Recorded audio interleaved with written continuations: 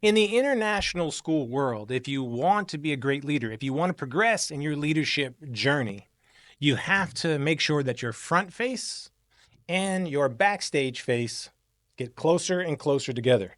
Your personal and your professional character have to be in sync, and I'm going to tell you why. Thanks for coming back to the channel, guys. I'm Ronnie Caldwell. Welcome back to Be Good Leadership. And so I want to start with a little story about when I was a teacher in the American International School of Chennai. I got to that school, great school, wonderfully resourced. And at the time, the head of school was a man by the name of Barry Clough. He was a cantankerous gentleman, but he had raised that school from the ground up. I think when he had first taken over the school, they had about 100 kids, and he raised it till when I got there, they had around 900. And so I went in around in September or the beginning of the year because I knew that I wanted to progress through teaching to leadership and then eventually to be a school leader. And I went in, made an appointment to speak to Barry, and I just said, hey, I would like to get, I know that there's already department heads and all that kind of thing, but I'm interested in leadership and I'm interested in any kind of role where I can learn something, where I can take some responsibility and provide something for the school. And I'm willing to do that on a volunteer basis. I don't need pay, whatever position you could see for me if you just keep me in mind. Literally in that meeting, he already had something available where he was like, okay, Cadwell. He called me Cadwell. He was from the Northeast. He couldn't say my name for I loved him, but he couldn't say my name. And he said, okay, Cadwell. He said, after school activities program. He said, the current after school activities coordinator is going to be leaving after this year. You are going to work with her. She's going to teach you the ropes, and then you'll take it over the next year. It's like after school activities program. Oh, okay. I said, great. I was down for it. Nothing I'd ever done before. Take this as a little bit of learning as well, guys. I had never done anything like it before, but I had said that I wanted some kind of responsibility. I was willing to learn. He didn't even tell me that I was going to be paid for it. I ended up being paid for it later, but he just said, hey, this is available. Do you want do you want to take a chance? Here it is. Do it. I'm going to get it done. And before I left, he said, hey, one other thing, Caldwell. He said, if you want to be a leader internationally, international schools, he goes, don't end up face down drunk anywhere on the weekend. And I was kind of shocked. I was expecting some kind of wisdom about in school. And I said, well, okay. He goes, when you're international, he goes, who you are in your personal life is visible to everyone. He goes, people will see who you are, he said. And I took that with me. And the longer I was in the international community, at that point, I'd only been international for 3 years. And I progressed. That became so true. And I saw it time and time again, people being derailed in their leadership and being derailed in their ability to get the kind of positions they wanted, to take up more responsibility, because they thought that the only thing that should matter is who I am at work. And that might be the case if you're working in a school in the United States or back home in Great Britain or where have you. Because, I mean, when I was teaching in the States, I hardly saw anyone outside of work, right? Work was it. In the international community, you become an actual community. I mean, the idea that as teachers, that becomes your pool of friends. You meet each other's spouses, you see each other after work, you spend a lot of time together. You see parents outside of school much more often. You see kids at school. You are the expat community of that particular location. And so it becomes so much more important. And people don't like this. And I want to tell another story by someone who I was working with recently who they were mad because they hadn't gotten the key stage leadership job at their school. And when speaking with them, she was a young person, and I said, okay. And when I say young, I mean she's in her late 20s, early 30s. And she said, well, and she was mad and upset because we were talking about the interview process for her. We were talking about why she wants to be key stage leader. And she has her dreams of becoming a head teacher, if you will, or head of school somewhere.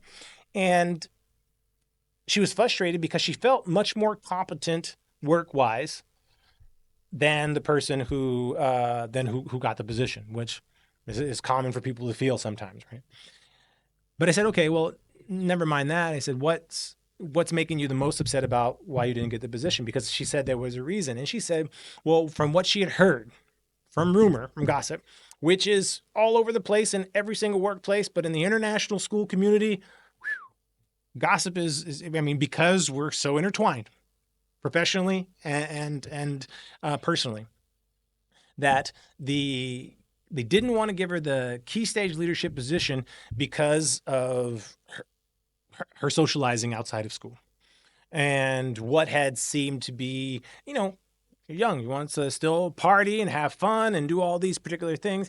And so we began to talk. And what I had to talk to her about and explain was, here's an actual reality. One of the realities is this.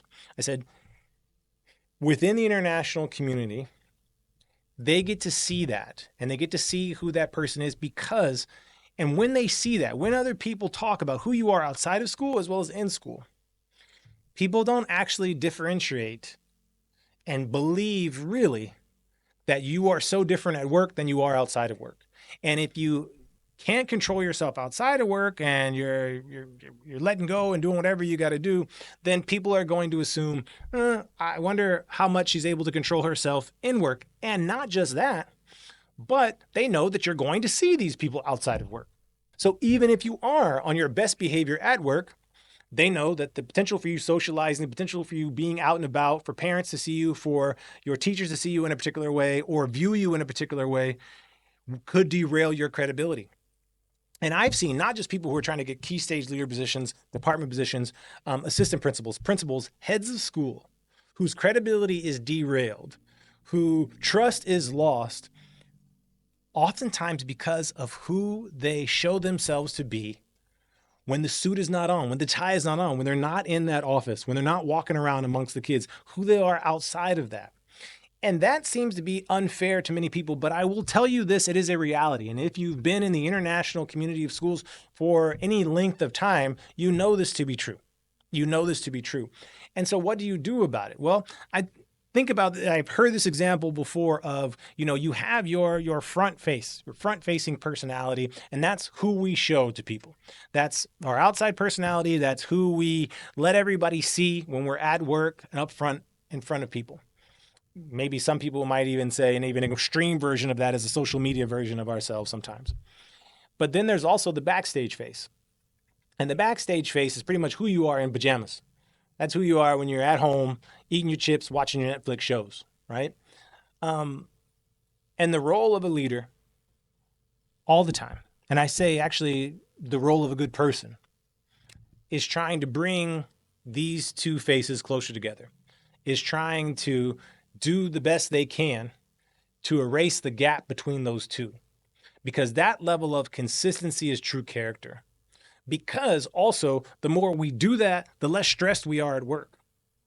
If I have built myself into the kind of person that can just be myself wherever I am, I can move through the world easier. I can have conversations with people and not feel like I need to lie or put up a front. I can speak to people the way I speak to them almost all the time. And there are certain parts of you, yes, that are only going to be for your kids. There are certain parts of you that are only going to be for your significant other. That is true. But what I'm saying is the gap between those two people, that's the personal development side of leadership. And that's why leadership, not positional leadership, but deciding to be a leader, someone who is making situations and people better. The movement to be that kind of person and the work to be that kind of person is probably the best personal development anyone can engage in. Because who you are shows up more and more when you are being asked to be responsible for other people, to be responsible for more than just yourself. And a huge part of that responsibility is, like I said, diminishing the gap between who you are in front of people and who you are when you're not in front of people. And if you want to be the front stage face and the backstage face need to come closer and closer together. And the more they do, the more effective you're going to be in leadership, and the more likely you are to be seen as someone who's credible, someone who's competent, and someone who people can trust to take more and more responsibility in their role. This is so important to young teachers out there, people who are still on their leadership journey and wanting to get into department head roles, being given more responsibility throughout the school, looking for AP positions, APs and principals who are in their positions, and of course, heads of school as well. The importance, especially in that international community, is that people are judging you and seeing you all around in a very different way than most other jobs. Most other jobs and organizations, when they're not in the international community, when you're not working in the expat community, it's very different. It's not at all as transparent, which is why so many people get hurt when they come straight from Great Britain or straight from Canada or straight from the United States and into an international community. They think that they can lead and behave in the same way because work is something so different from the actual personal life. Whereas in the expat and international community, it is not. They're very much tied together. That is a reality that some people struggle with, that some people do not like. It's one of the hardest things. However, I choose to reframe that as it's one of the most,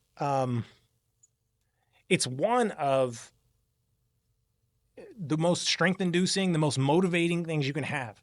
It is this idea that I am being given the challenge to be my best self as much of the time as possible. I'm being challenged to walk the talk because who I bring forth in school to those kids, to those parents, to those teachers is who they also need to see if they just see me at the grocery store. If they see me out and about town, if they see me hanging out in front of my house barbecuing, there needs to be a consistency of who that person is. Mr. C needs to be Mr. C all the time. And the more you can do that, the more you can make that something authentic, the better person you'll become. And the better person you are, the better leader you can also be as well. I hope this was helpful today. Remember the lesson. The key idea here is front face, backstage face, bring them as close together as possible, and be good.